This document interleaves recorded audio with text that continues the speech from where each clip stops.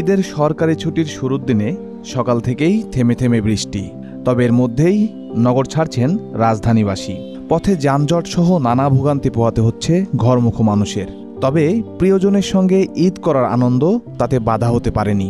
চোখে মুখে নেই ভোগান্তির ছাপ। অনেকদিন পরে ফ্যামিলির সাথে দেখা করবো, সবার মনে একটা ইচ্ছা আছে। এটা হ্যাঁ, যাইতে হবে ফ্যামিলির কাছে। অলরেডি এখানে এসে 1 ঘন্টার মতো বসে আছি, এখন পর্যন্ত আসতেছে না। সকাল থেকেই সায়েদাবাদ বাস টার্মিনালে দেখা গেছে মানুষের ঢল। তবে বাসের টিকিট মেলেনি অনেকের, আর টিকিট পেলেও গুনতে হচ্ছে বাড়তি দাম। এগুলো একটু ভাড়া বাড়তি, বুঝছেন, 300 টাকা বাড়তি নিচ্ছে। ভোগান্তি হচ্ছে আপনার এই হাট তো গাবতলি, আমি আসছি সাবার থেকে, গাবতলি হাটের কারণে জ্যামে ছিলাম এখানে 2.5 ঘন্টার মতো। টিকিট কাউন্টারে এখনো পর্যন্ত কোনো টিকিট পাই নাই।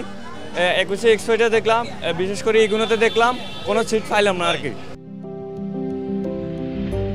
কমলাপুর রেল স্টেশনেও মানুষের ভিড় কম নয়।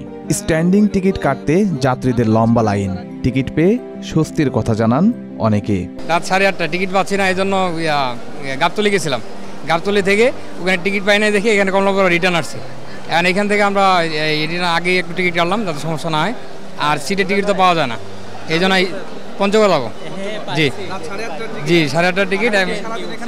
জি এখানে থাকবো। নানুমণি আছে, নানু ভাই আছে, আপু আছে, ভাই আছে, মামা আছে। তাই সবার সঙ্গে ঈদ করতে যাচ্ছ? তোমার কেমন লাগছে? ভালো লাগছে। অতিরিক্ত টাকা বলতে যে অতিরিক্ত না, এটা তো আমার তো 50 টাকা লেগেই দিল তো টিকিটে, দাঁড়িয়ে থাকিনি এখন আসা মাত্র টিকিট।